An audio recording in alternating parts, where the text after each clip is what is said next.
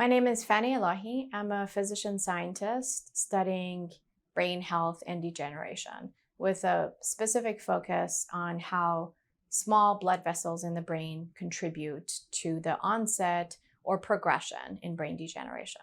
Blood biomarkers are game-changing tools in the study of brain health and dementia. The reason being is that the brain is a non-accessible compartment to the body. As such, the study of brain trajectories has really lagged behind other organ systems. We don't really have screening tools to risk stratify individuals. We've sort of waited until people develop significant dysfunction and really enter a sort of point of no return and a feed-forward pathway to dementia to really diagnose and ultimately treat. So biomarkers are molecular measures of a given pathology. And first, we were able to measure these molecular measures of the Alzheimer's disease neuropathology in cerebrospinal fluid that you collect by doing a lumbar puncture. So it's not a super convenient procedure for individuals to undergo. Next, there were radioactive PET ligands that were developed so that we can see the deposition of various kinds of quote-unquote toxic proteins in the brains of individuals suffering from symptoms. Both of those were applied to non-symptomatic individuals, and we started learning about the trajectory of disease. And recently, through advanced technologies, we are able to measure these same markers of neuropathology in blood, which is a complete game changer, as you can imagine. The future is going to open our eyes to aspects of disease that were never able to be captured because the bar to studying these pathologies is now much lower. I think more people are going to be willing to give blood to contribute to the advancement of our knowledge of trajectories than undergo cerebrospinal fluid or an imaging that is both expensive and not super accessible. In the symptomatic phases of disease, I mean, there are studies of asymptomatic Alzheimer's neuropathology, but not very many people undergo evaluation at that stage. People are busy going about their lives. But how I imagine that these blood biomarkers are going to be implemented is not necessarily in the most symptomatic phases of disease or even symptomatic. It's in people like you and I who are going about our lives and get an annual checkup for other kinds of health measures, because we all know that early detection is how we are going to conquer disease and find game-changing therapeutics. And now we have tools to also do that for the brain. So I think that as we shift towards understanding how to interpret these blood biomarkers, we're going to be able to implement them in asymptomatic aging adults. Another aspect that I am very excited about, as I mentioned, my lab is really focused on understanding a compartment of disease that has been understudied, the barriers of the brain or the blood vessels of the brain. And I think we're going to be able to detect subgroups of individuals who don't necessarily have Alzheimer's neuropathology, but other disorders, frontotemporal degeneration, the Parkinsonian classes of disorders. And so not only we're going to be able to stratify individuals who are at risk of developing Alzheimer's disease, but we're also going to identify individuals who are at risk of brain degeneration from other causes. Because in addition to the markers that are specific for Alzheimer's disease, we have markers that are non-specific to any kind of subtype of disease, but tell you that the brain is degenerating. And this is just the beginning. In my lab, we are not just using these targeted measures, but we're measuring as many molecules as we can, which is thousands.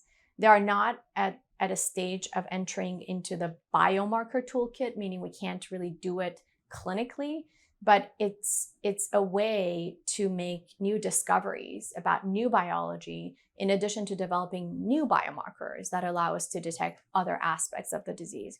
So I think really what has happened, the revolution in our field, is not just that we can detect Alzheimer's neuropathology in blood, but it's also that we can use blood to study brain degeneration at large. And so in the next 5 to 10 years, I think there's going to be very little left that we won't be able to biomark non-invasively. We have a very exciting research project that is going to start. This is supported and funded by the Davos Alzheimer's Collaborative.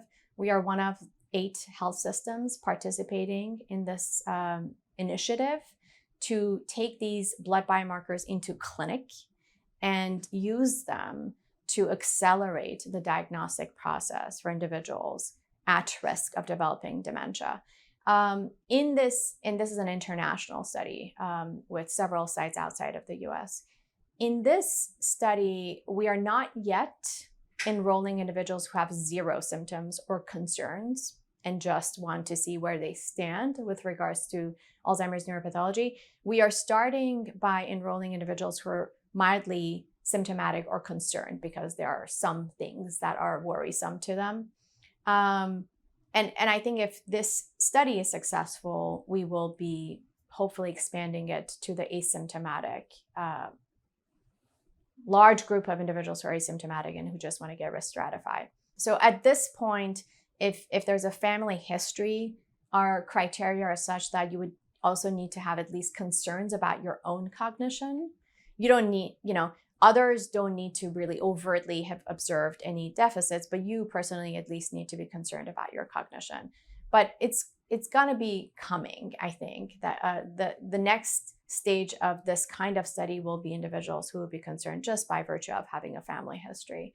So who can enroll is individuals in the Mount Sinai Health System in New York City.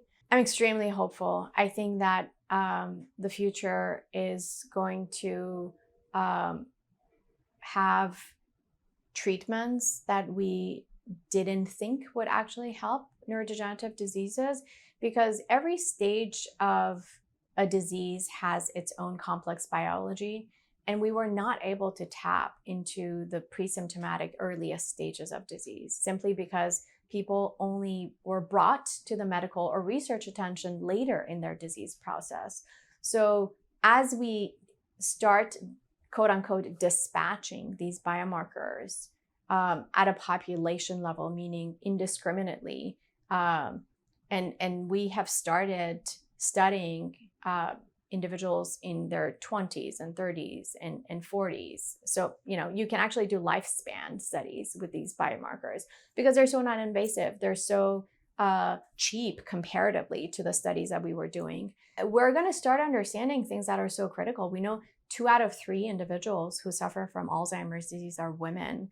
What about women is predisposing them to Alzheimer's disease at a greater rate than men? A huge physiological shift happens in a woman's body when they undergo menopause. And we are now, for the first time, able to study that transition in women because we don't require them to be symptomatic. They're not going to be symptomatic for decades to come. But we think that these markers are so sensitive that we can start looking at trends and associations well before symptom onset is noted. We are going to be able to study lifestyle factors. It's going to become more precise and satisfying as opposed to telling someone run on the treadmill 5 times a week. We may have readouts of how an individual is actually impacting their lifestyle to improve their brain health. So I think a page has truly turned in our study of neurodegenerative disease, how we think about neurodegenerative disease, and discovery of new therapeutic routes. And for all those reasons, I think the future of dementia research is not grim, but truly exciting.